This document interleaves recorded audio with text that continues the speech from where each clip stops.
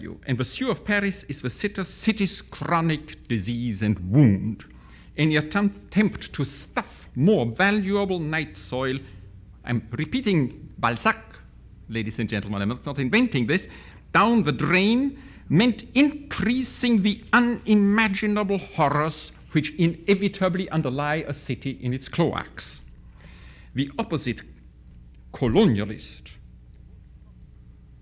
positive view on the sewer is taken in 1871 by the Prince of Wales, just before he became King Edward VII. Quote, if he were not the prince, he said, the next preference would be to be a plumber because of the great good this does to humanity. In the Royal Society of the Arts, Hellinger exhorts his fellows, craftsmen, hydraulic engineers. Quote, lying there in these strong arms of yours, slumbering in your hardened muscles, resting in the well-trained fingers and educated hands, lies the health of our Leviathan city. Jules Verne in France begins to speak of the inversion of what yesterday Scott Dupré has told us about the city's father's task. The government's task is to bring water into the city. The principal task of the government is to evacuate the city. The conveniences of sewage and plumber was installed as a special feature at the Crystal Palace in the World Exposition of 1851, and 14% of the visitors paid twice as much as they paid for entrance into the exposition for its use. This, I quote, convenience suited to the advantages of advanced civilization was perfected in the 70s by a foundry owner, Mr. Crapper, and the water flush valve was patented under the name of Annus Mirabilis. You can look it up in the patent records. But was later on advertised as WC, which has become an international word of the English language, and contributed to the presence of a British style during the first half of this century all over the world. The last city on the eastern seaboard, which made it by ordinance obligatory, was Baltimore in 1912. From the Treaty of Versailles to the report of the Club of Rome, the faucet in the kitchen and the flush toilet in the apartment were considered as natural, evolutionary, evolutionary complements of the human body. Then set the period in of criticism. First of all, it was demonstrated that wherever, and this is true also during the last 20 years, and nobody wanted to have it true when the State Department moved into development policies, wherever you pipe in water into the apartment, inevitably, there are such ratios you can find, water consumption per family, per capita, goes up by a factor of somewhere between 30 and 50. Draining water is much more expensive. Much of the city lake discussion goes about this. Is much more expensive. Therefore, it comes to the poor only 20 or 30 years after water has been installed, which means that the water which traditionally was absorbed 1/50th part, 2%, by the building site of the house, from now on creates a new kind of miasm. Everywhere in the world, under all circumstances, the research, finally of a few open-eyed public health researchers shows the increase of intestinal disease increases with water piping into the houses among the poor.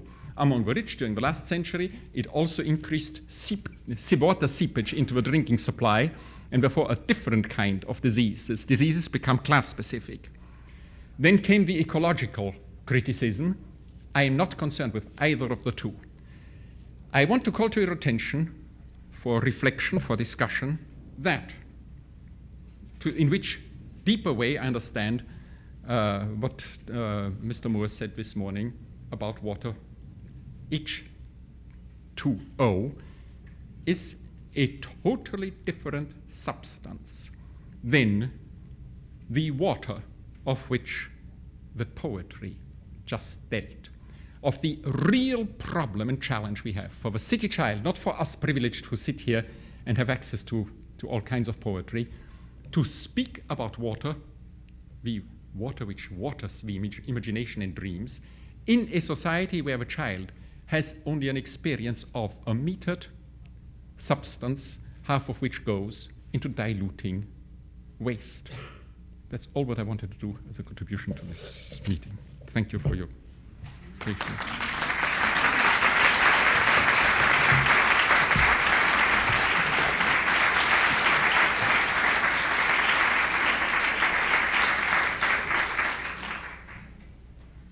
Oh, yes, certainly.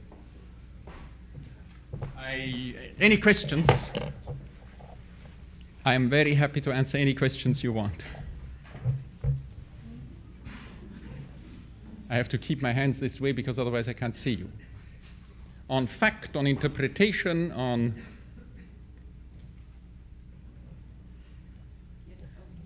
Yeah. Do you have any ideas for changing people's values so that they would not be putting the waste in the water?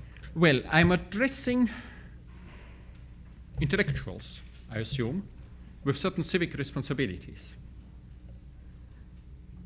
I would like this group of intellectuals to, on the basis of what I've just told, with a little bit more perspective, to move away from the naturalness of the WC, which means a tremendous challenge for these towers you described today about these glass towers. You might not be able to build those, to afford those. I would like people who are here to reflect on the extraordinary newness involved in using half of the household water, 2/3 of the household water, for the dilution of 1% of as much, or a fraction of 1% of as much human waste. I want to call attention, forgive me, to be very practical. I saw a little bottle standing in the bathroom to one of my colleagues. What is this? This was the bathroom, our bathroom there.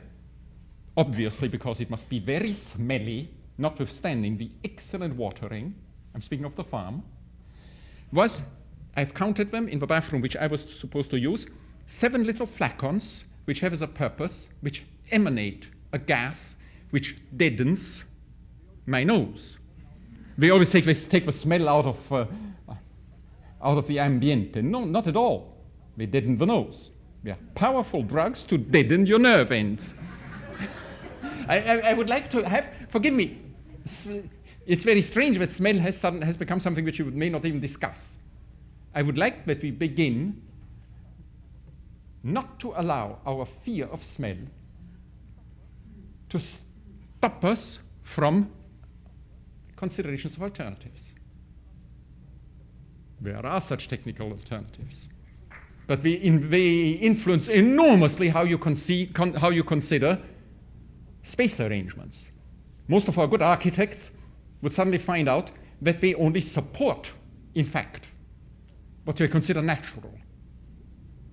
Water basically is a washing medium, and when you take 1% of it, it's not very much, and it doesn't cost very well to pump it around fountains, to humor the imagination.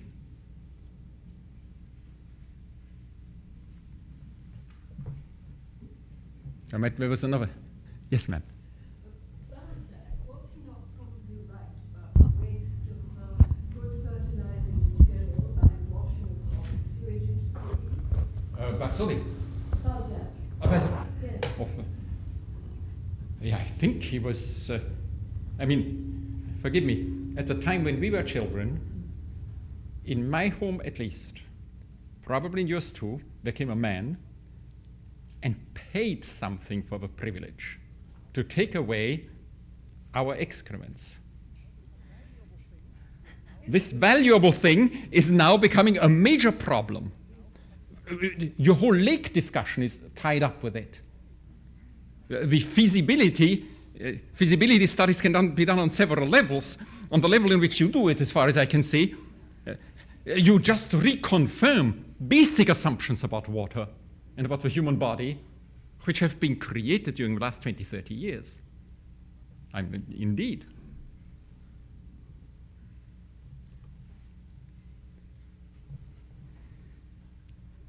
There seems to be. Yes, ma'am. Oh, yes. I wanted to ask That's you, it. why the length span? Why did it take so long to arrive at that point and such a short time to get to where we are now?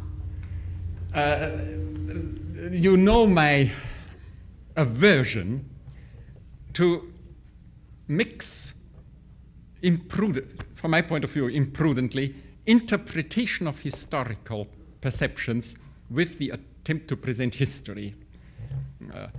It was a hard time, tough time for me to find a way of saying in 22 minutes.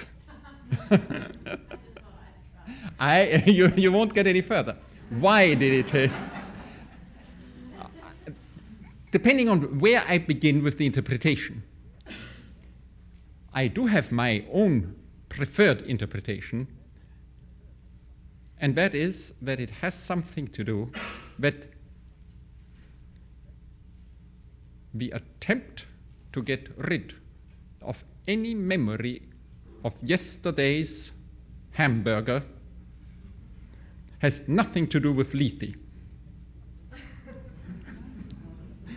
With the river Lethe, which washes away the dead's memories in order to bring them back to bubble up as poetry. It's precisely the contrary. It is an inversion of our perception of language and ourselves, of soul and body. This is my interpretation. And this happens, that's the reason why I want to speak about the history of the human body, somewhere in the period between 1760 and 1820, 1830. During that century, which, let's say, begins 1740 and ends 1880. You see that this is nothing else but one chapter of history of the body.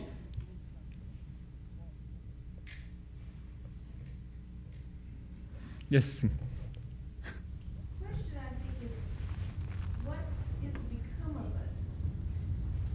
I mean, you're correct. We do everything to eliminate smell. We desensitize. We cover up. Our whole city's definition has been that. What is? What should become of us? Yes, I mean, are we going to all get our things that desensitize our noses and our body? Well, we are very far gone on that way. Well, I mean, what do you think is going to happen? At the very same time that this is happening, more than that, I'm concerned with the seeming naturalness, exigency of human decency, of basic hygiene connected with the kind of life we live, being totally unaware that not only can a decreasing percentage of the world's population share in this perception of what is natural to our body, but by pumping always more water into our few cities, water is here just one symbol, HWO, this piped commodity, making the WC, for instance, into a must, we degrade those people who don't use it. Just as we create a world of illiterates by insisting on compulsory literacy, we create a world of dirty, smelly people by insisting on deodorizing our milieus, and then in the richest and best constructed places, having to desensitize the nose so it doesn't smell how badly these apparatuses work. But these are fundamentals when we want to discuss water. They may not be touched because those people here who are professionally building professions would be exposed as fools. You see, we support each other to say that they do the job, then they don't do the job. We have to desensitize the noses. Well, we could right away go and operate on the noses. There should be a sterilization of the nose possible. The psychoanalyst can deal with this. Yes, sir. I just have a reaction. I've been working on a manuscript all the last 3 years on the history of perfumery. And so really it'll come out next fall, but I have some opinions. I really feel that the way that we should move is not to become like the European ancestors were, very unaware and unsensitive to hideous odors. And this is a European prejudice because the Indians bathe many times a day, the Japanese the same way, the Chinese, the Islamic people You are right. also are very strong on bathing and no bodily odor. So it's a European amnesia not to be sensitive to the ugliness of feces and rotting bodies, etc. And I feel that we should go the other way. We should become more sensitive. And there are other ways than just to return to primitivity and not to notice the odor of feces, etc. They can be removed without the great waste of water. I have never suggested that we should go back. Oh, I get Oh that no, feeling. oh no. That I'm you simply are- saying the way in which we went forward is a very funny one. I'm not saying at all that we should go back. I don't think it was funny. I think it was very reasonable, especially with the germ theory of disease, which Which was as also- wrong as as fundamentally wrong, because wherever we use that water, we increase the germs. Yeah, but just look at the more recent studies of medical epidemiology. I would not. I am not convinced that the more we wash, the more we increase germ. No, Yeah. but the more water, HWO, we pump through the system, not the more we wash, but the more volume of H2O we pump through the system, the more we increase germs. I don't agree. I think that Well, you that commit can not be to- cleansed. We can ascertain that the water is as clear of germs as distilled water. Well, I think that on this technically you are wrong. But make it very clear, I have no intention to suggest that we should become less sensitive. Yeah. Less sensitive that we should become much more sensitive in our noses. It is very funny when I live usually several months a year in Mexico in a village, when I come to the city, and I have the impression either because of age, or because of reflection, or because of a fact, I don't know which one, these cities stink increasingly. Of a stench which is of a subtle, of a deadening kind, which you do not perceive anymore. These air-conditioned rooms, yes. Henry Thoreau said, once you get warm, after that you only get overheated. That's something about energy. Also, once you're clean, after that you get sterile. That is a major concern. There are several treatises about up until 1810, but 1740, about the danger, particularly for men, to wash the seminal odor from their bodies, which gives them exactly their vigor, which is not an attraction, but which is also their vigor, for which it is necessary. So it's very close to the time of Thoreau, the traditions Yes. there. Yes? Yes? Yes, ma'am. Yes. What has happened to the positive feelings of the natural odors of the body? Well, these natural odors of the body, I hear in European history, for the first time in a very high elitist, let's say, scholarly milieu, around 1780. They become very important about 1820 and 1830. They are in fact used, I think, to define also the domestic domain of the woman. The two things go together. We should not overlook the rather regressive way in which talk about the typical odor of the well-washed lady of the house has helped to establish the dream of the private home. Now, I'm speaking of European history during this period which I'm dealing with. I'm not saying that there might be people, God knows where, and also perhaps here formerly, who perceived very strongly odors. But the fascination with sexual odors is, and the anthropological treatises about them, which end up then with the famous passage from Freud in the footnote on odor, on the sense of smell, are typical for the years 1870 to 1890. You see, I'm not saying that I know where we should go. I can only tell you where we come from. And I'm not telling you how it smelled. I only tell you how people perceived that it smelled. Anybody else? Then what did your statement, odors of sanctity, represent? This is something on which I am competent, because 12th century. You see, in the 12th century, at the beginning of the 12th century, about 10 to 15% of all values transported as merchandise through the roads of Europe were bones. Bones of so-called martyrs and saints, which were very important. We are important as energy suppliers today. And you recognized these bones by their characteristic odor. I can only say that this is what the sources tell me. Stealing bones of saints is very dangerous, because as soon as you open the grave, the odor of sanctity, quoting a passage from the merchants from Bari who went to steal St. Nicholas of Tolentino in Antioquia, invade the city and wake everybody up with their sweetness. I know that there was one man, a bishop of Milan, who refused to feel that odor, and there was a world, Europe-wide discussion what's wrong with that bishop.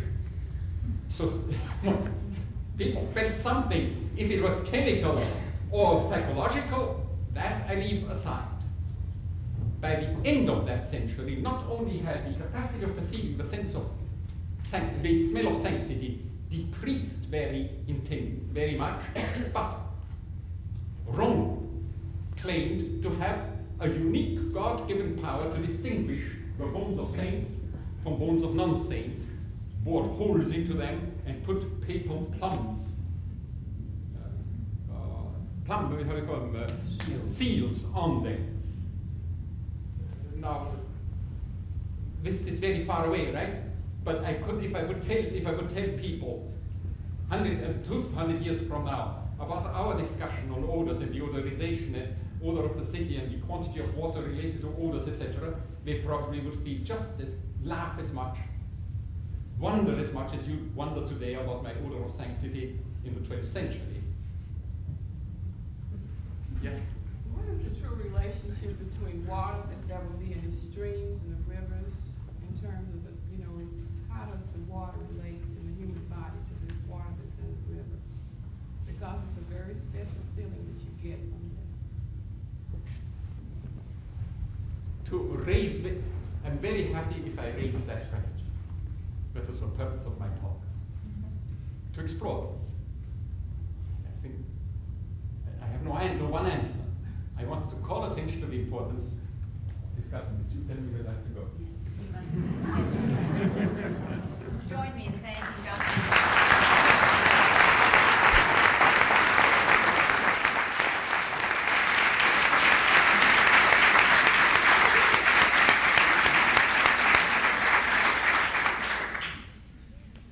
We're going to take a very short break, truly about 7 minutes. You can go out and smell the air of the city, and come right back in, and we'll continue.